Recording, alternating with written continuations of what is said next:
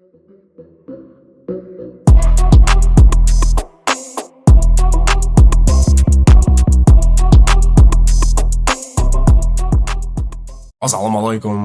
nachtjedang, dang dang dang. Alaikum assalam, nog zo dan, dan. Oh, whatever. All right. Well, welcome to the first test edition of the Six Figure Discussions podcast. This is Nachtjedang on the line. How long has it been since like this became an idea for us? But I think you told me about this 2019. That's been 3 years in the making. Yeah, I remember we were sitting at your place when you used to rent from for Frank. Foster, Frank. Okay. Yeah, and then we were just watching something, and like, bro, why don't we have a podcast?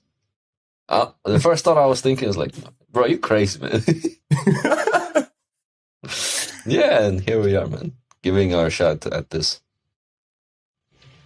I think the reason why I've always been pushing for a podcast is because I feel like we have so many different topics to talk about. Mm-hmm. We talk about on a regular basis that I feel like there is a broad audience of people who would be interested in listening to these conversations, because I'm sure they talk about these things too.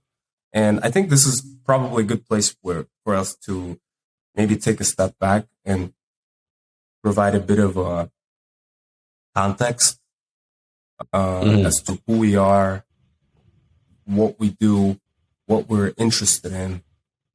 So that way, when we make small kind of inside jokes, at least the people have some insight. So maybe you should start. Start with like just telling your story, and then I can tell my story. Okay, what's the timeline? Where do we pick up? All the way back, bro. Like, where are we from? Why do we have these weird accents? Okay, so basically, Tam and I are from Kyrgyzstan. It's located in Central Asia. It's a really tiny country. You really have to look closer in the map to find it. So I grew up there. I was born there. I grew up there. Went to the a Russian gymnasium, Russian/Kyrgyz gymnasium, but it wasn't fully Kyrgyz. It was like a mixture of both. So that's where I spent, what's that, 10 years? Well, until my sophomore year, that's where I was at. By the way, also Kyrgyzstan used to be a part of Soviet Union. So after the Soviet Union collapsed in like 91, it became its own independent country. And also the reason why we have this accent is because our first language or second language is Russian. So that's why when we speak in English, it kind of carries over. So that's why we have this interesting combination. So yeah, and then I came to United States in 2012. So that was when I left my sophomore year in Kyrgyzstan, flew here, and then here my brother and I went to a Christian. Well, what month did you come here? September. Yeah, I came here in January, so we came like, what is it, 8 months apart from each other. Man, that's crazy. Yeah. So I came here, landed in Washington D.C., and a couple of days later flew to Kentucky to finish my high school there, and that's where I also lived most of my high school days. Basically, only I would come to Virginia for like a winter break or summer break, and then from like 2004, from like mid 2014 till I think 2016. Mostly lived in Virginia. That's where we were situated. Then 2017, I started working for a telecommunications company in like a IT industry.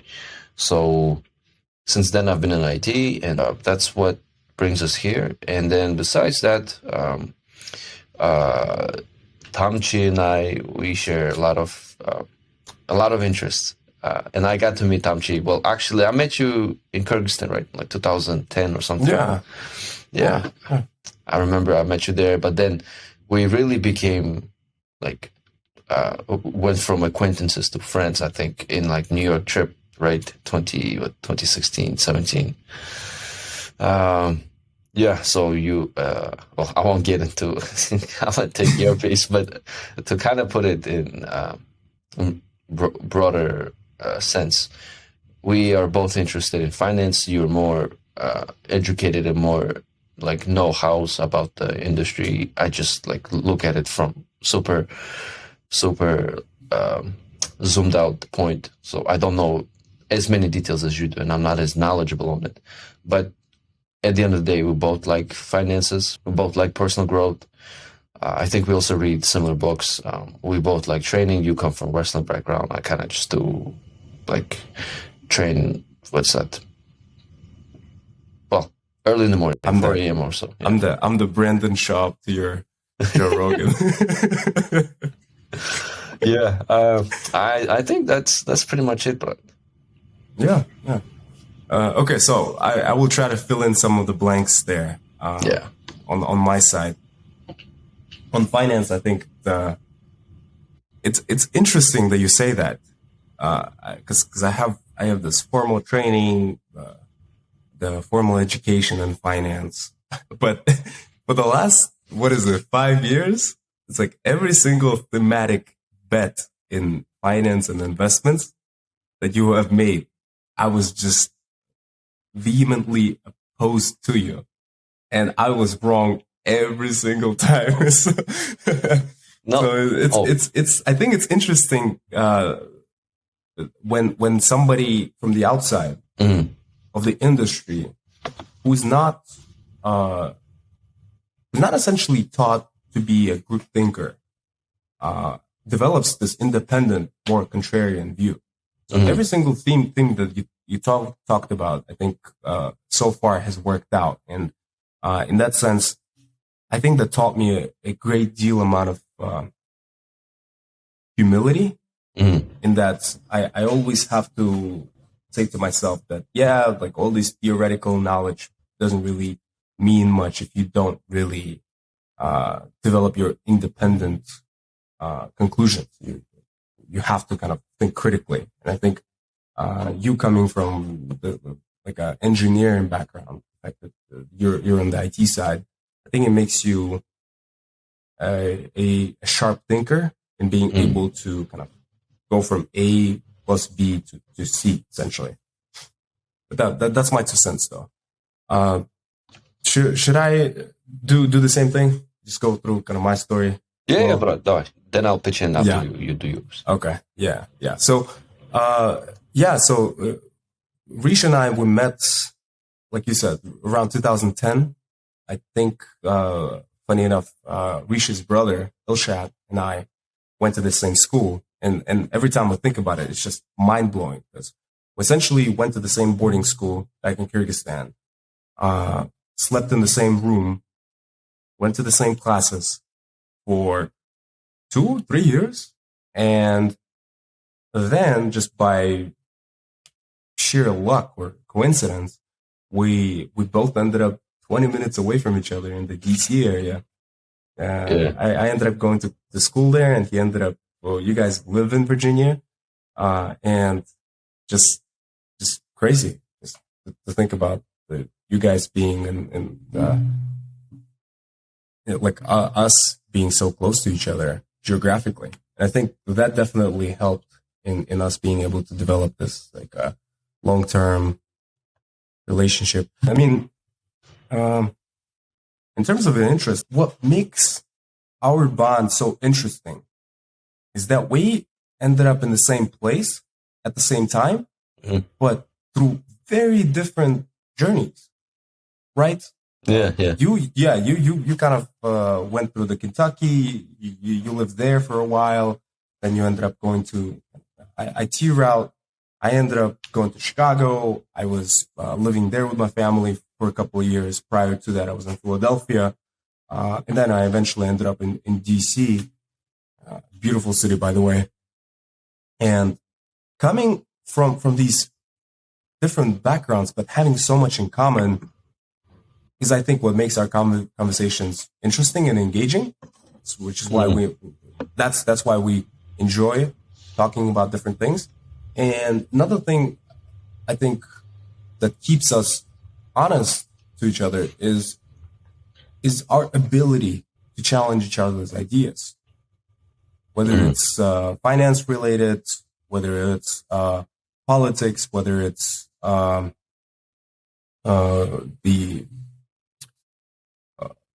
just entertainment, UFC, anything. I think when we disagree with each other, we're always able to provide reasons as to why we disagree with each other. And at the end of the day, sometimes you're able to convince me on certain things, and that changes my outlook on life. And then I try to convince you. I don't know how successful I am at that. No, but I think but I think we're rub off on each other in a sense. And the topics that I want to talk the most about, at least within this podcast, are the same topics that we engage on a regular basis. We talk a lot about politics. We talk a lot about sports. Yeah. Not even UFC per se. I think we talk about sports in general, but UFC is definitely the number one favorite sport at the moment for us. We talk about finance, and not even stocks specifically or crypto specifically. It's just about the economic outlook or markets, just how we're thinking about the world in general, what's happening in the world. I think looking at the markets, looking through the prism of markets, helps us understand how the world works. So by looking at that, we're usually, by discussing markets, we're really able to. I want to add one thing before we go further, but I think you're missing the key point here, Brad. And the key point here is that I would have no idea about the politics, about the wrestling, about a bunch of stuff if you weren't the one telling me everything about it. Because remember when we started hanging out, I would ask you all these questions because I had no idea how politics in the US worked. Remember? Like I had no idea about the conservatives, about the lefts, nothing. And every time we'd hang out, I would just ask you questions. Oh, bro, who are the conservatives? Who are the Democrats? Like all those different questions. And then with the wrestling too, and since you have the wrestling background, I don't know. I'm still to this day fascinated by the sport. So I always ask you questions, and there are a lot of ideas that like you shared with me and my brother that like you've changed my mind. You know what I mean? So it's not like I share and I don't accept anything. Maybe with crypto. No, if we crypto and Tesla. Yeah, I think the investing strategy that like just so happened to work for us. Luckily, maybe it worked because we were in a kind of bull market, but if we also look at your perspective, your investing strategy, I think, is more like no matter whether it's a bear market or bull market, it's bulletproof and it will do well through the course of, like, say, 20, 30 years, right? Because I think that was one of the things that you and I argued about. Me was like, oh, well, it's like one stock or two stocks, and then that's it. But whatever happens over time, it's going to be fine. But it's a big bet, right? You don't know if the company's going to do well. You don't know if it's the right company. Whereas yours, it was like diversified. It was in many different industries, so that in the event one goes down, the other can sustain the growth and do well. So I'm going on rant, but back to the thing. But there are a lot of things I learned from you, bro. So okay, so a couple of what do you know how in books there are always these glossaries? Yeah, it's like a list of terms for people that perhaps don't know kind of the what exactly the book is about. And I think our podcast probably needs a glossary of some things that we say or mention. And as an example, I think bratan is one of the first things that we should include in the glossary. What exactly is bratan? And why do we call each other that on a regular basis? Well, bratan is like a word used a lot like back in Kyrgyzstan and just in like Soviet Union countries. You don't just say to every friend that you have, right? You don't just call everyone bratan, but bratan is like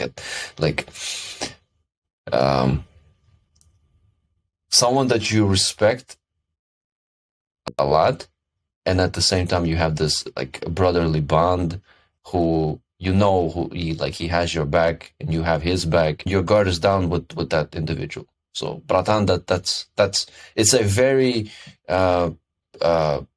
special word that you use, not with everyone, but with the selected friends, and maybe it's a selected friend only. Am I correct? That's why, yes. I guess that's why it's bratan translates literally to brother or Russian.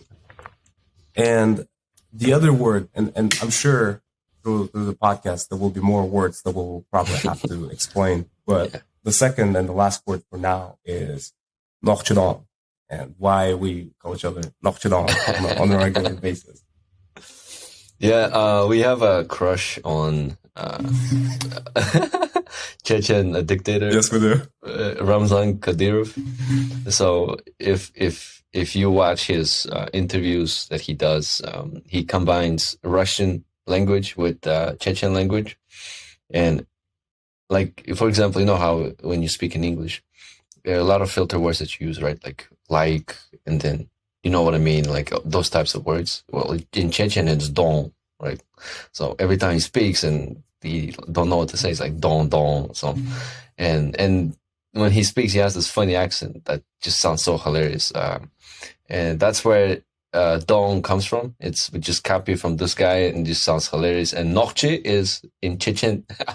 I hope I'm correct and they don't come knocking on my door, but noche means Chechen from Chechen language. So that's where it comes from. Noche don. So two groups of people that we might get canceled by. I think we should avoid getting canceled. First of all, a lot of love and respect to all the Chechens out there. If anyone will be watching this, we love you. Yeah, we do. Yeah, we love you. And the second one, when we talk about us having a crush on Ramzan Kadyrov. Oh man, we're being sarcastic. So to all the Twitter people with the blue check marks, we're being sarcastic. Please don't cancel us. Yes, right. And then also, the reason why we imitate Ramzan Kadyrov a lot is, well, the best form of flattery is imitation. On that point, I think it's really important to mention that a lot of media that we consume, well, not a lot of it, but a fair portion of it is actually in Russian. Obviously, we consume a lot of media in English. We have American sources of information, but the ability to hear people like Vladimir Putin and Ramzan Kadyrov in their native language is a blessing. It's an interesting insight into this world that's perhaps a little alien to Americans here. So we have the ability to actually listen to the news sources there and see what they're talking about. And I think it's especially important these days, given all the volatility and all the instability in the region with the war in Ukraine and such. Yeah. Okay. But let's talk about the sports thing that you had. Remember, top 10 most difficult sports. Yes. Man, I would like to discuss this, man. Let's pull it up. Okay. The most difficult sports.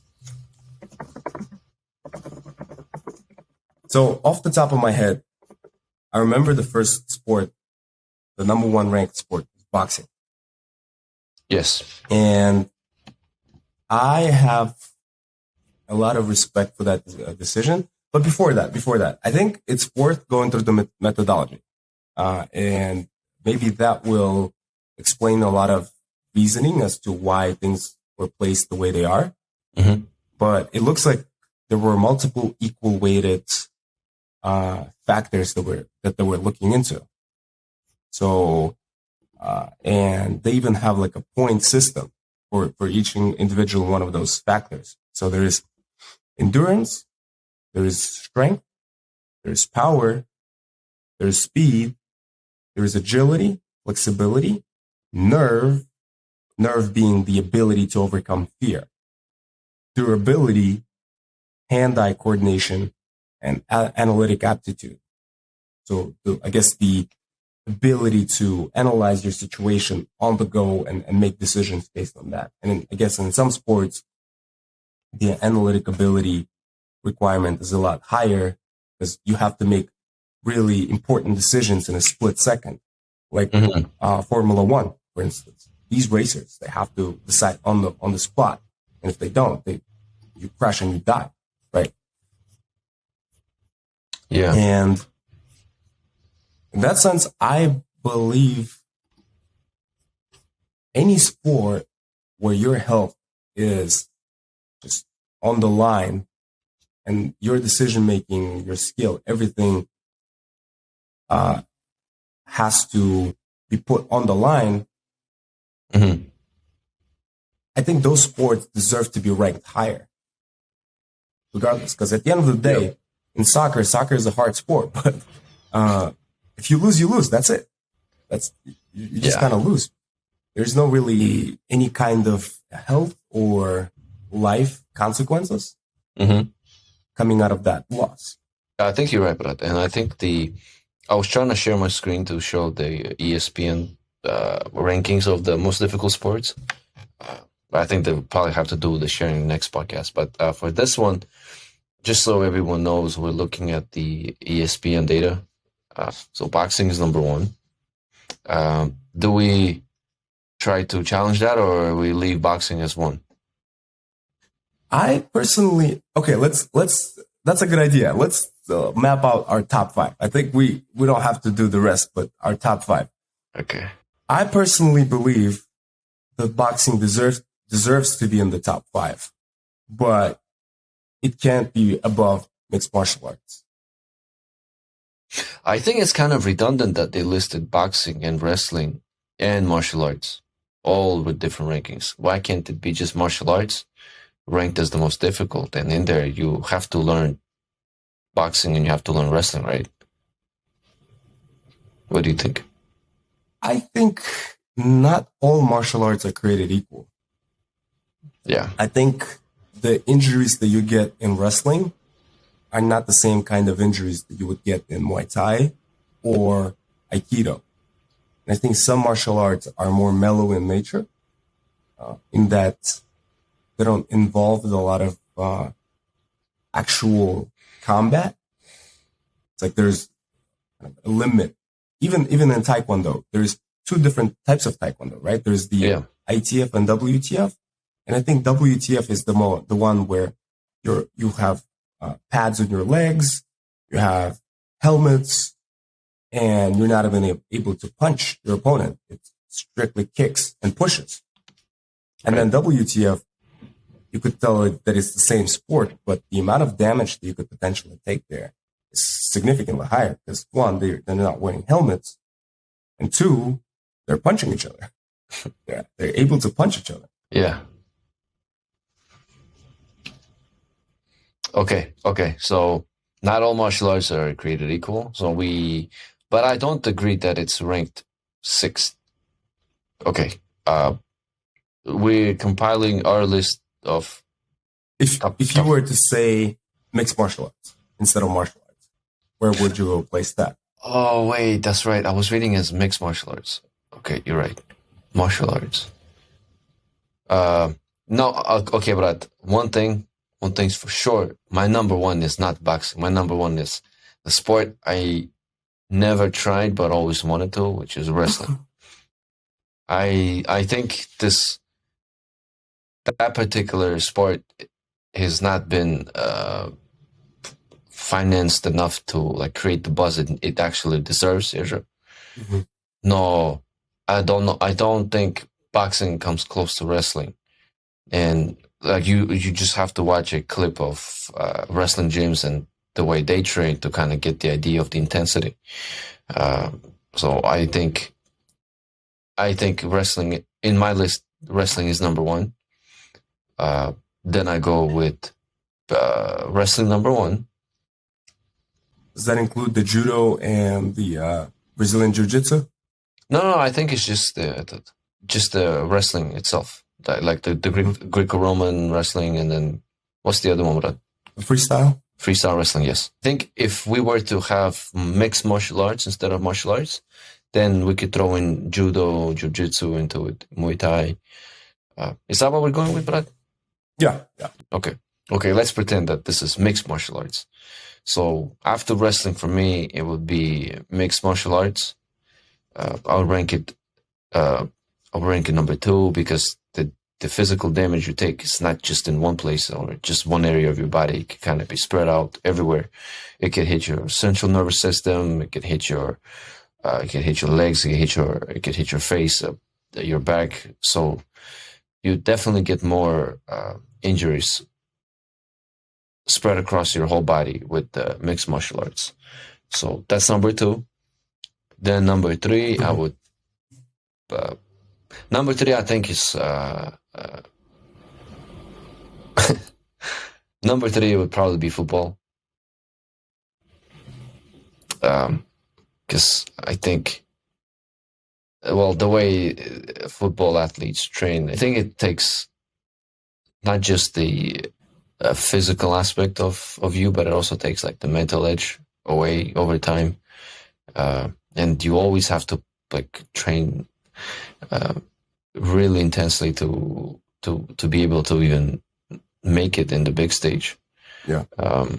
So that's football, and then there are a lot of football players who get concussed. Like some of them after a couple of years, some of them like way down the line in their careers. So, but the concussion is also one of the trade-offs that you get from the sport. So probably football number three. And then also your career doesn't last as long as it does in other sports. So three, then boxing is number four. Then I give boxing number four. Boxing is beautiful. Boxing is good. But I think the trend is shifting with boxing. And correct me if I'm wrong, Pamchi. Mm-hmm. I think the trend is shifting from like the powerhouse boxers towards like more agile, quick ones that like kind of play with like hitting you and making you miss. So that kind of helps prolong their careers a little, like maybe give them additional 4 or 5 years. But so it's definitely going in the direction of like longevity for the athletes. So that's a good thing to see. So that's boxing. Number 5, I don't think basketball. No disrespect to basketball people, but all disrespect to basketball people. Come on, man. But before that, I do want to just probe a little bit on that boxing point, because I think you raised a couple of really interesting points there. In that now, it's in fashion to be a long-term boxer, to preserve yourself and actually preserve your health. So the likes of like Arturo Gatti and Mickey Ward, the guys that would go out there and just slug it out, that's not as acceptable anymore. People are trying to preserve their health, which is the right thing to do. And I think the likes of Canelo and the recent fight with Bivol goes on to show that. It's just two very technical boxers that didn't do a whole lot of physical damage to each other, but it was still a very entertaining fight. Yeah. So it was just very technical. It was just textbook boxing, right? And I personally think that I think the person responsible for this change is possibly Floyd Mayweather. Mm-hmm.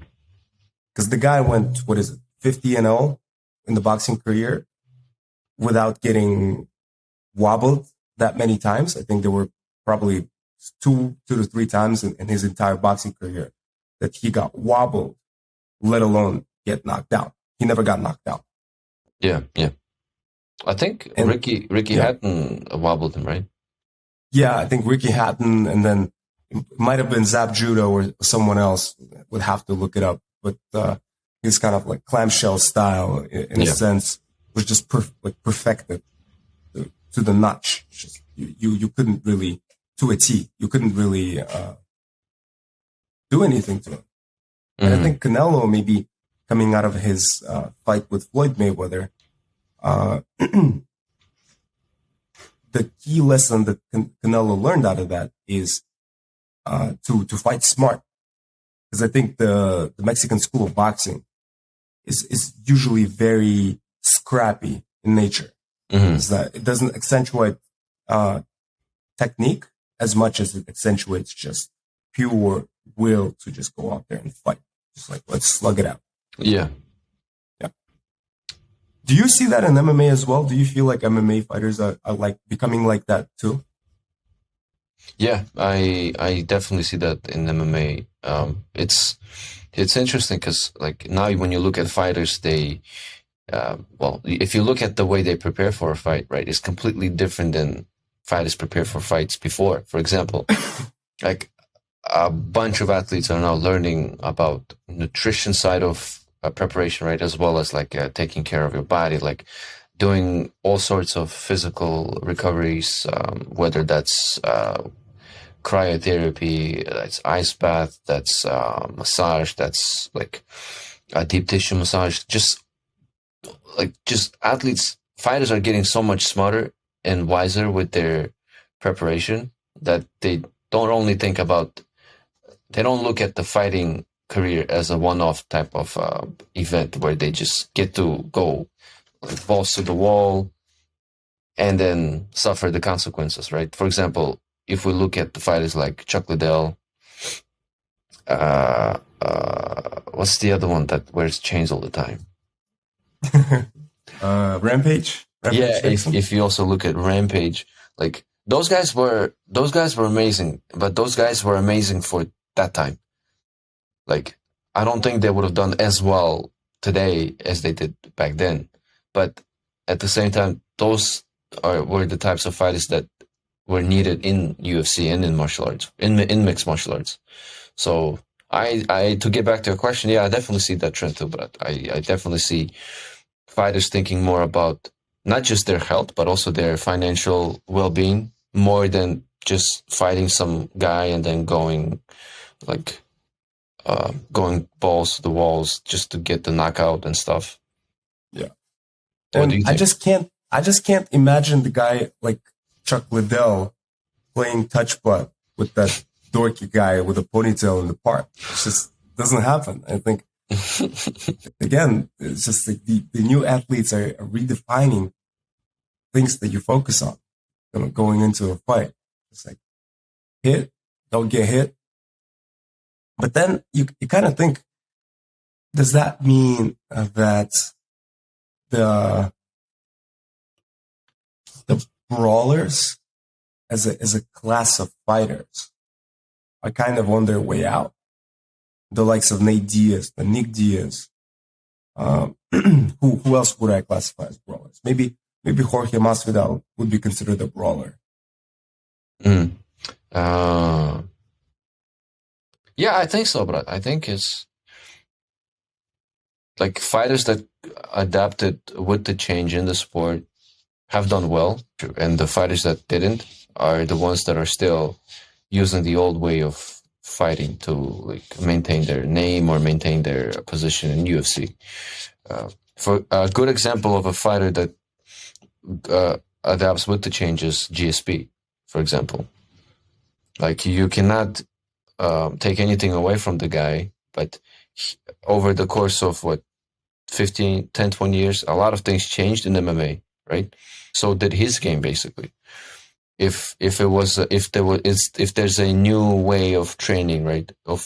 For example, if there's a new way to train to prepare for a fight in boxing, right?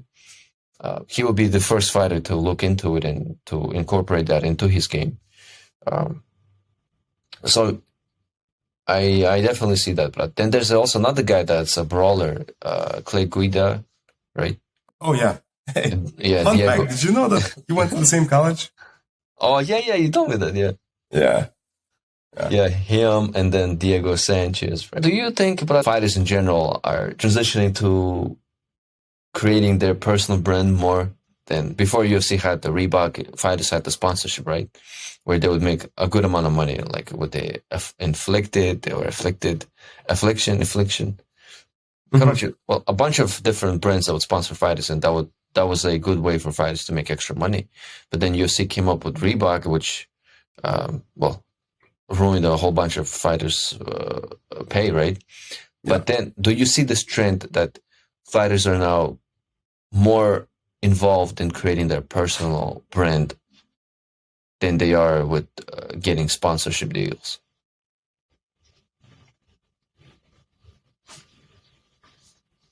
I think you kind of need one for the other, right? Because when you sign a sponsorship deal, in a sense, you're selling or maybe renting out your personal brand to this particular company. Mm. So let's say if I, as a as a Conor McGregor, don't have enough of a brand, guys like Nike or Red Bull would never be interested in me. Because at the end of the day, the cash they pay for you is the cash that they're paying for the personal brand that you develop. So I guess are you asking if by developing personal brand, do you mean that people just selling their own merchandise instead of promoting other people's, just like these famous brands? Yeah, not just merchandise, but just in general. For example, like you see fighters that are thinking ahead, right? They create their YouTube channels, they create their merchandise store. They basically create the system where it's all about their name, and then the fans kind of get feel more related to that, and they're more willing to support because they know that the money that they spend on merchandise will directly go to the fighter's pocket. Um, Yeah, I yeah, Yeah, if we could think of for example, Hamza Chimaev, right? Like most recent example, Sean O'Malley. I think it all started with Conor McGregor kind of doing this thing, right?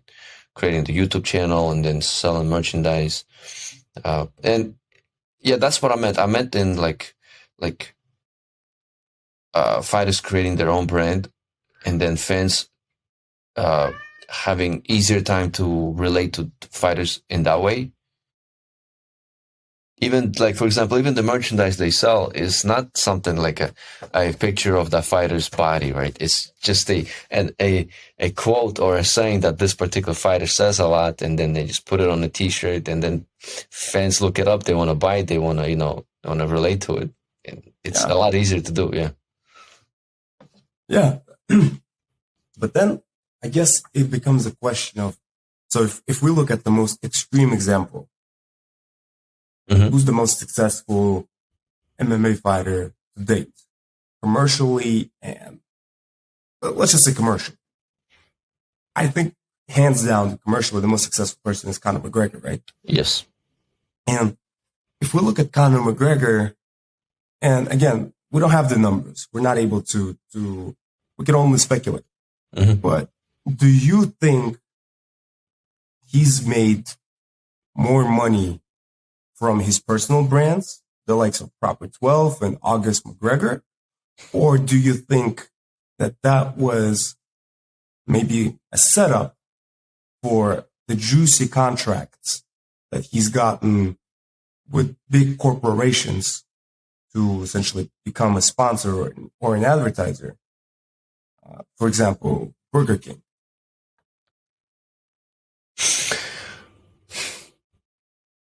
I think I I think he made more money with Proper 12 than with the other sponsorship deals. Well, we just speculating. No, but what he did right with his career, he used UFC as a platform to launch his own businesses, right?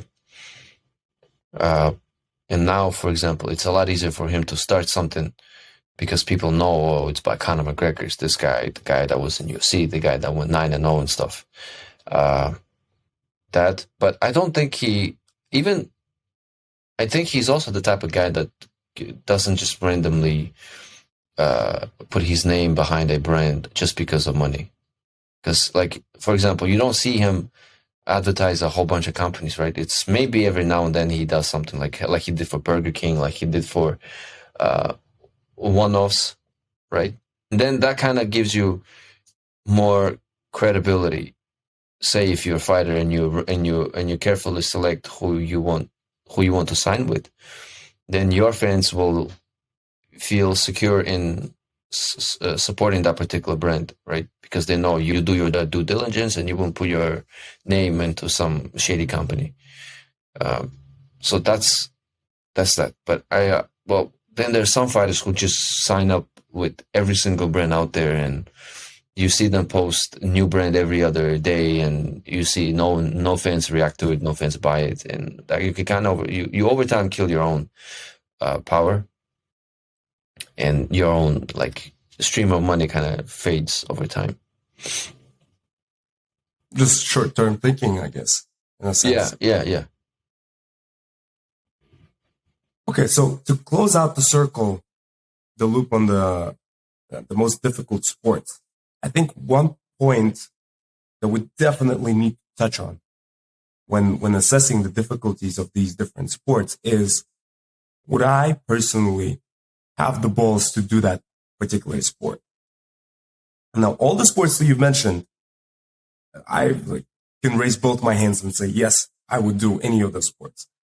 And, and actually, football is a good example because I think my biggest regret from high school here in the United States is not going to, not signing up for football. I didn't know you'd be interested in football, but you're kind of built for football. I'm a little smaller. It's like what was it? Like through high school, I weighed like 170, 180 pounds.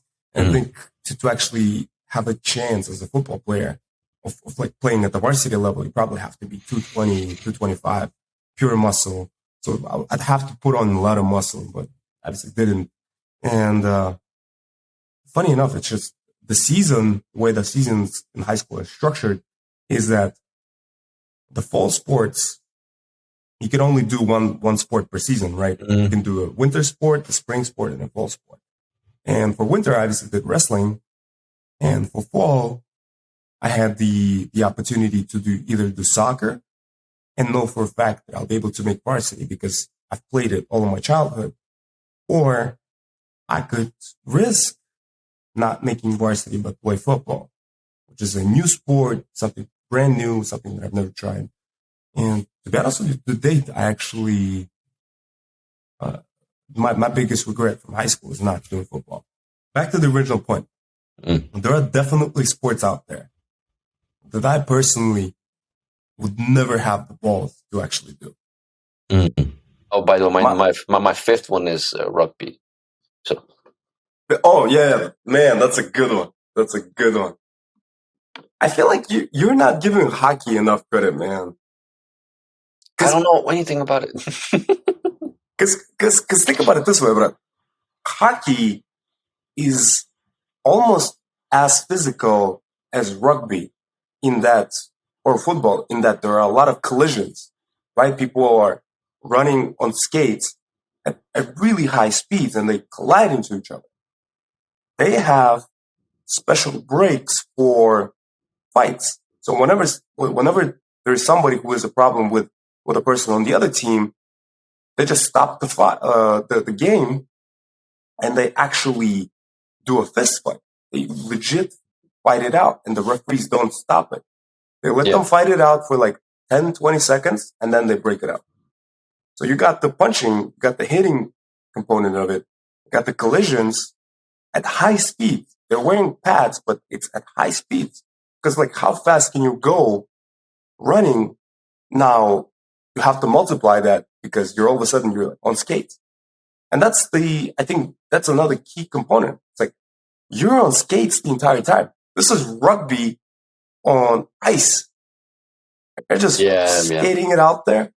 And then to layer on top of that, the skill level required. Because remember, the degree of difficulty in the sport rankings, one of the components, I think, is the agility, right?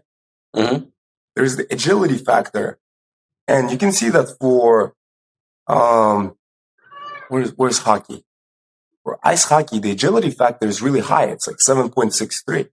And I think it deserves to be that high because of the fact that it's like you have this little ass puck. I've tried watching hockey on TV. I never can watch hockey on TV because of the fact that the puck is just so small and it's hard to follow with your eyes. But they have to not just follow it, they have to score it. And then the goalies sit there and they have to catch that. It's just like a little ass puck. And imagine like somebody hitting it in your face. And I want to show you one picture.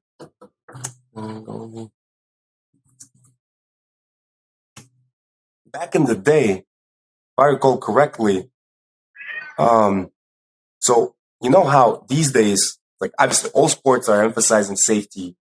And now everybody in the hockey are wearing these helmets with the little face covers, right? But back in the day, it was considered like the hockey culture was that you were considered a coward if you would wear one of those. Mm-hmm. So let me share a different screen. I want to share a picture of a guy named Terry Sawchuk, who was a Canadian hockey player of Ukrainian descent, who was playing goalie in hockey, and just to see like how his face changed over the years from all these years of playing hockey and not wearing any facial protection. This is what on the left. This is what he used to look like in 1950. Whoa. A young, handsome guy. And this is what he ended up looking like in 1966. This is just years on years of just eating a hockey puck to your face at a speed of 120 miles an hour. Man, I take it back. Hold on. You see this guy? This guy won't give me a rest. This guy keeps bothering me, man. He wants to be part of the Six Figure discussions. Okay, Alfie, you want to go? Okay. Finally, he left. Okay, I take it back. Bro. I will. Okay, we remove football. Top 3. We add hockey to it. Okay. But I think in terms of my other tops, one criticism that I have for this list is let me reshare the list. Is I feel like they purposefully decided to focus on just the conventional sports. Because I think there are multiple just really non-traditional sports that they decided not to include. And one of those sports I want to show you. Let me show you a little video. It's an old sport that used to be played in Florence from the medieval ages to today. So it's kind of like more of a traditional sport, and it's called calcio storico. And it's basically medieval football. So it's kind of like soccer, but it's more like rugby and MMA combined. Is that the one that you showed us? Remember there used to be a Netflix TV show, Italian? Yes. Okay. Yes, this is what it is. But go ahead. By the way, do we have copyrights for this one? That's a good question. I don't know. Hey, it's the first episode. We can get away with it. Yeah, it's just when I look at the sport, it's just a group of people just battling it out on the field. And there's always this risk of getting jumped. by multiple people. And all this time, you have to keep your eyes on the ball. You have to keep your eyes on other opponents, and you kind of have to keep your eyes on the field in general, right? So it's just like so many different things. But because of how non-traditional the sport is, they didn't even include it on the list. Yeah. Alfie really wants to be in the podcast, doesn't he? Yeah, and then I take him and he wants to go. Cat logic, man. Cat logic. Okay, tell me your top 5 for that.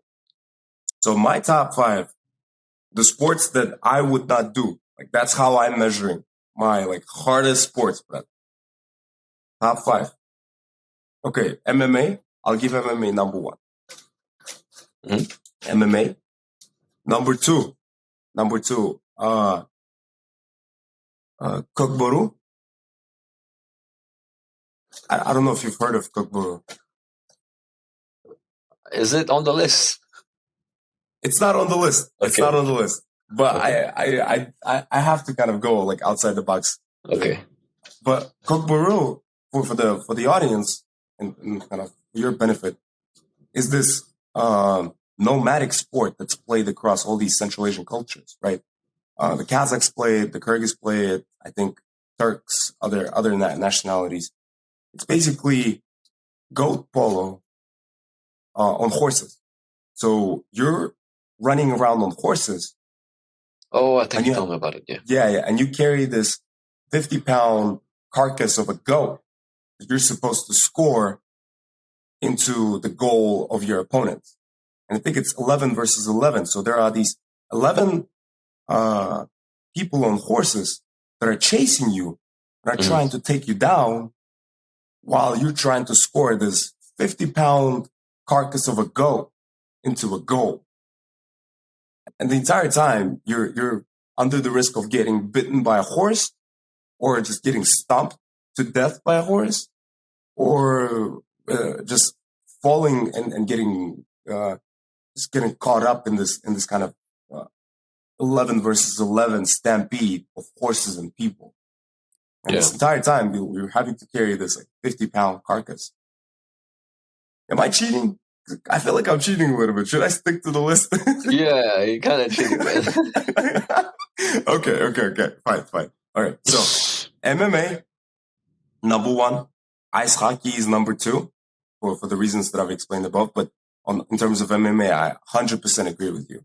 It's it just includes, on all of these components, I think it deserves to score highest out of everyone.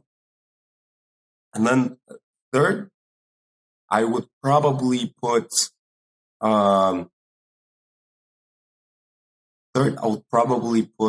rugby. Mm-hmm. Rugby is my number 3 because I feel like it just requires so much stamina to run for, 80 minutes.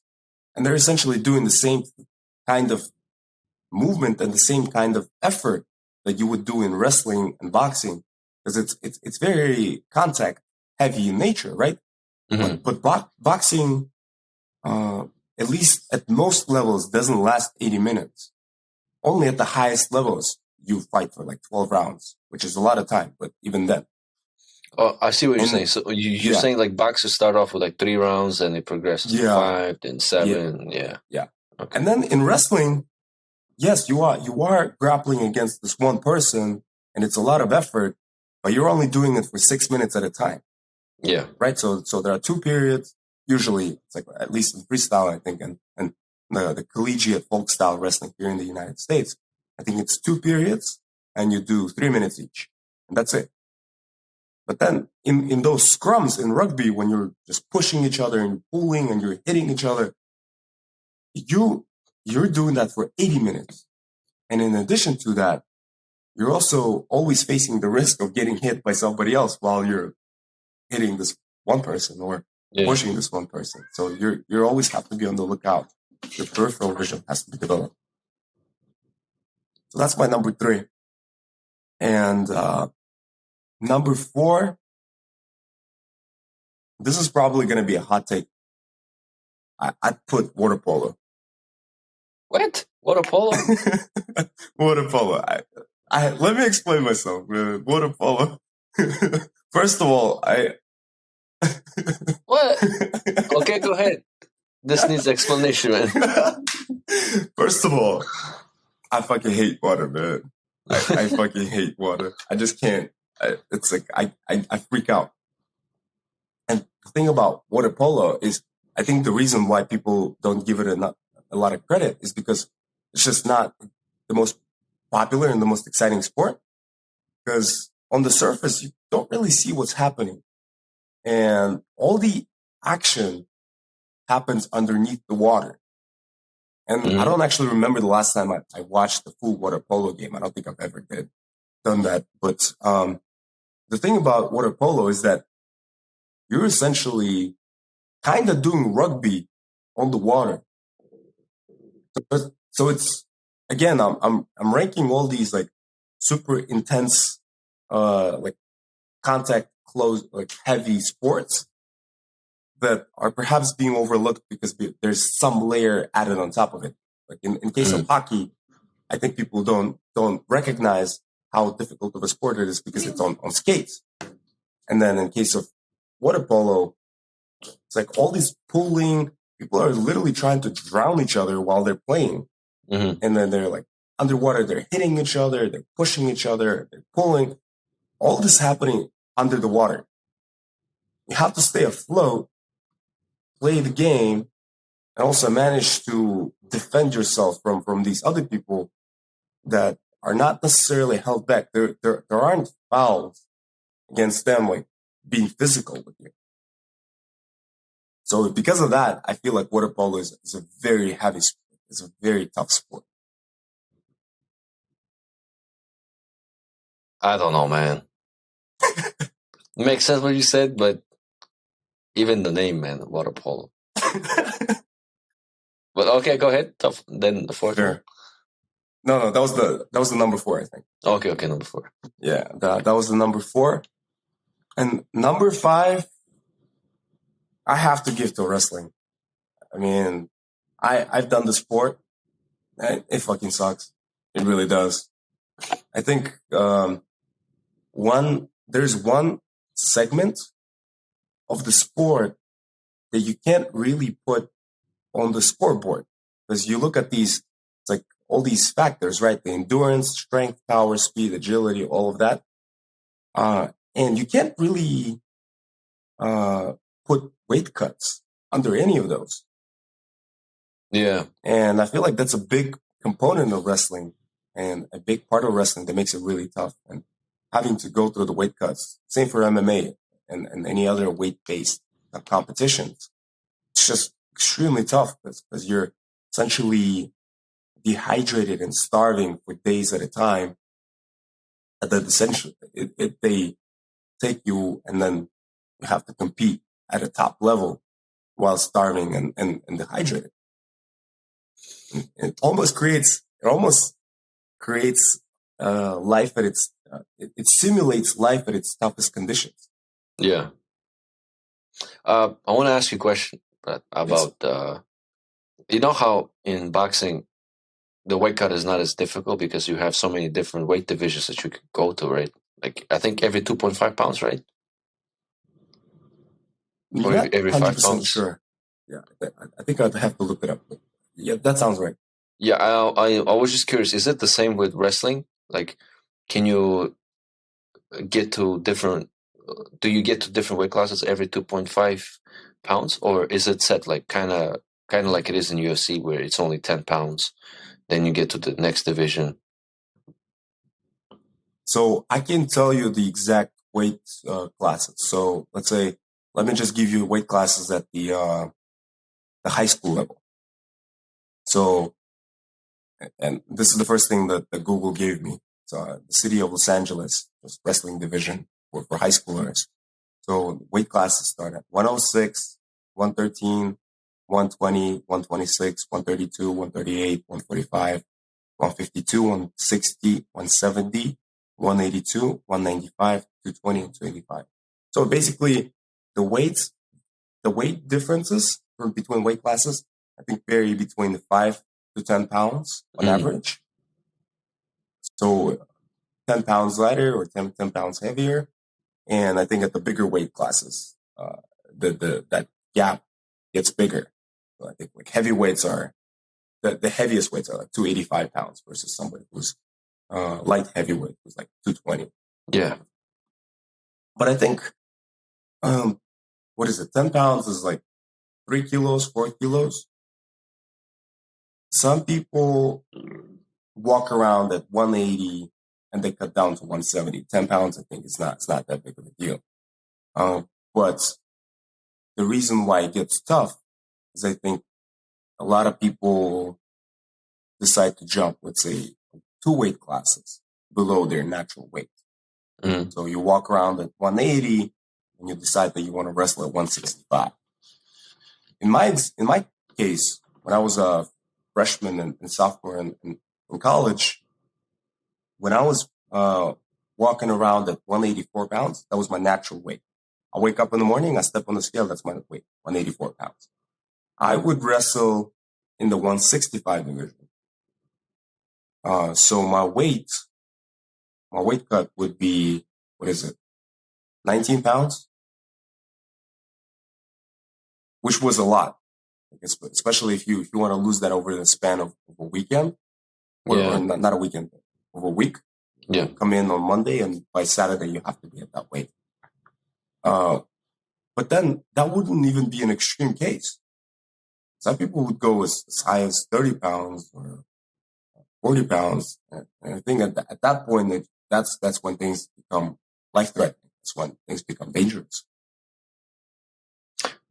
Why do you think you don't hear about these weight cut issues in boxing, but you hear more about it in like wrestling or MMA, right?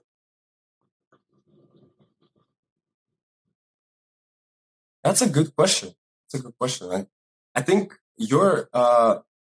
I think you probably listed part of that reason. The fact that the weight differences perhaps are not as stark. Mm-hmm. So let's say if you go from one weight division to the other, the weight difference between the weight divisions is not as big. Mm. But again, I can't speak to that as much. But I think maybe boxers don't see the need to cut weight as much. Because at the end of the day, in a sport like wrestling, wrestling is all about, it's a battle of the weights, right? Yeah. You're trying to essentially outweight them. And it's about how you shift your weight around. And I think weight definitely matters in boxing as well. But at the end of the day, boxing is not as contact heavy, in that the only time you're actually physically touching your opponent for an extended period of time is through clinches. Yeah. Other than that, it's just all distance. You're fighting. You're just throwing punches the entire time. Okay, that makes sense. Boxing is a bit like they doing it a little bit different, right? I think it's the same as with UFC, where the night before the competition, you weigh in and you get done with it, right? So you have a full day of recovering. And I think you told me with wrestling, it's not the case, right? It's the day you make the weight is the day you compete, like some hours later, right? Yeah. So you make weight in the morning and then you wrestle that same day. Yeah, I think maybe another reason why wrestling is not getting this many eyeballs is maybe because they are just like whoever is in charge of the way wrestling is done. Maybe they're just not willing to make the change, right? To have fighters, have wrestlers recover for a longer period of time before they compete. But I think if they went that route, I think maybe wrestling would be more entertaining. You would get more out of the wrestlers. But then I can't speak about it myself because I don't have experience with wrestling. Maybe there's a reason why they don't make the change. Maybe there's something about the timeline of the weight cut that affects the performance, and maybe that's why they refuse to change it and want to stick with the way it's been. Yeah. Well, I mean, at the end of the day, it's like a 5,000 or 10,000-year-old sport. Like you see it on the ancient Greek inscriptions. Well, now that you said it, maybe all sports will follow the same trajectory in their lifetime. Now that you said it, right, that wrestling's like 5 to 10,000 years old, and if you think about it, people are not paying attention to wrestling, right? It's not a mainstream sport. And for example, boxing is only 100 some years old. Maybe in its life, maybe later in its lifetime, maybe we'll also get to the point where boxing will just not be interesting. I think we're kind of there, almost. Yeah. So, what is the ideal lifespan of a sport?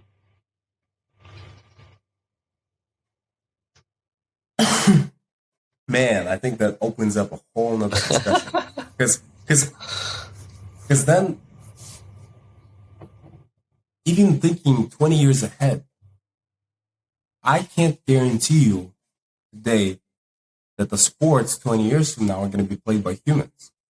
I can't. Yeah. Who knows? Maybe even robots will take them. Or maybe the human athletes will just become so jacked up on steroids because they will decide to allow it, that they will just be humanoids, but not exactly humans. Just perfected to the god levels of excellence in their respective discipline. Yeah. Yeah. Any I think we're way over time. Any just parting thoughts on the first podcast, and then how you think what do you think we should discuss next? The next podcast? Yeah. I think the next one we can talk about finance. Yes. Yeah, I think mind. Yeah, that would be really interesting. And I don't really think we should like stick to one particular order of any given podcast, right? So we don't have to every podcast we don't have to hit all three topics. It could be one, and then the other two can be discussed if we go over the time, right? We can then discuss the other two in the later ones. Yeah. But my parting thoughts with this podcast, I think it went great. I really like this way of discussing things, and I think, since we started like kind of preparing for this podcast, it dawned on me that maybe we should have our communication done in a podcast way instead of the phone, because when we're on the phone, we're either not fully engaged or we have other things to do. Whereas a podcast, you kind of have this window dedicated to, like, specifically, you dedicate this time to me, I dedicate this time to you, and then we share this, and then whoever wants to jump on, they can listen to it, and if they relate to something, they can also be here for the ride, basically. This way of communicating, I think it hits the spot.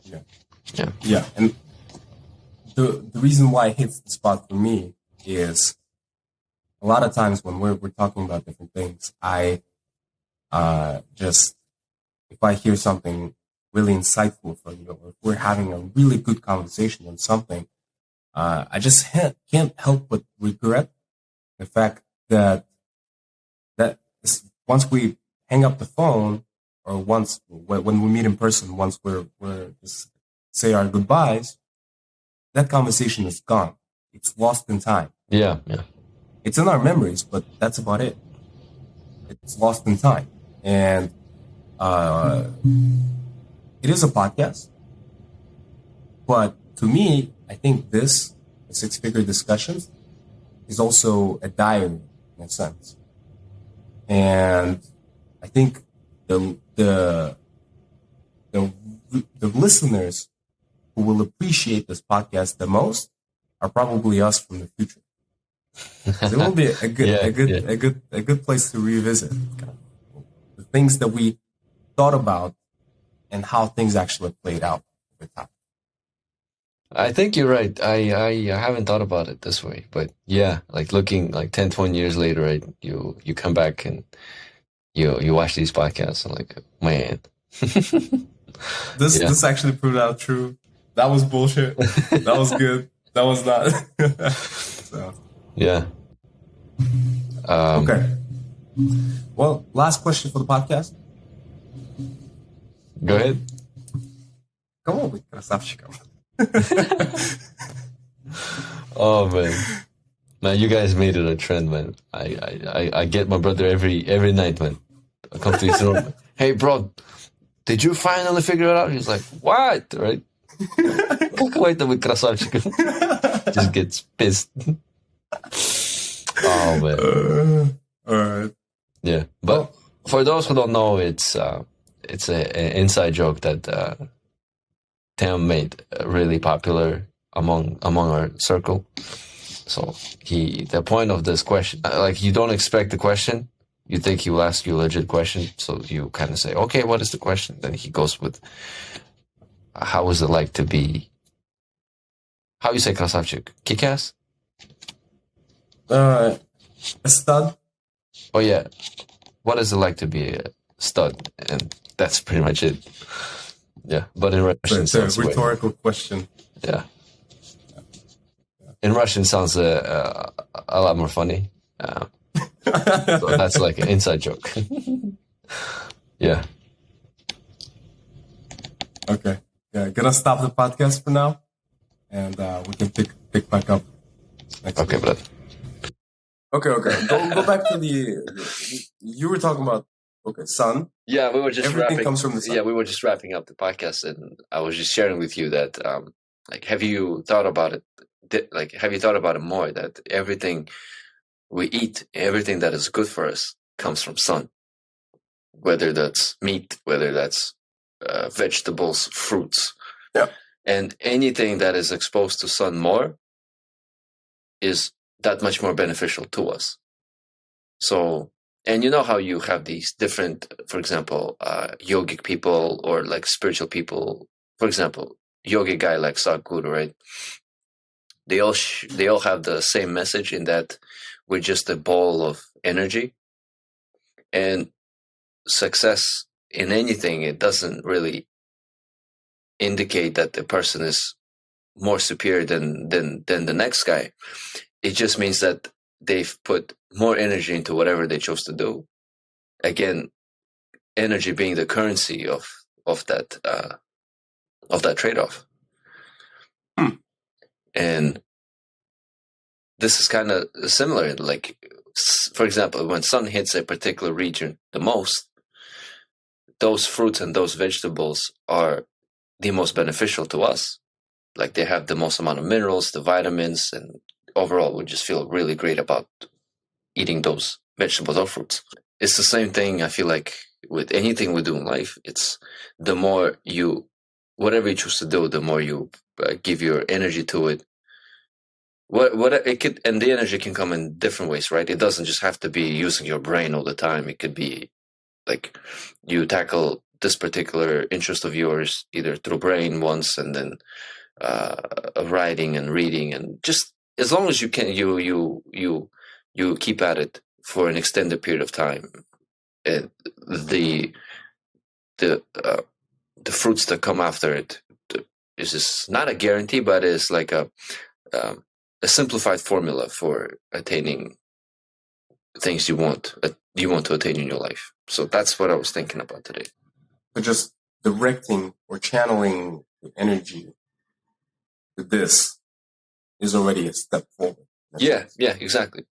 And how did this all come about? If you think about it, you threw this idea out, right? When we were at your place, and at the time it was just not even a spark. It was just like a little glimpse of this manifestation.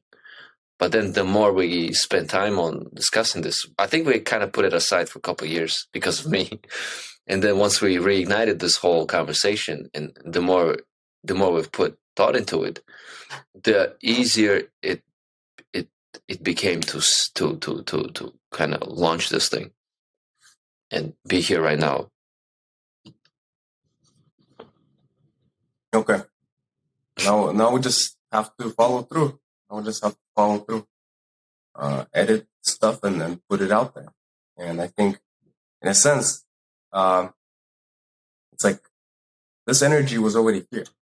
We were already talking about stuff between each other. It was a constant exchange of ideas, and we talk on a regular basis about a multitude of topics.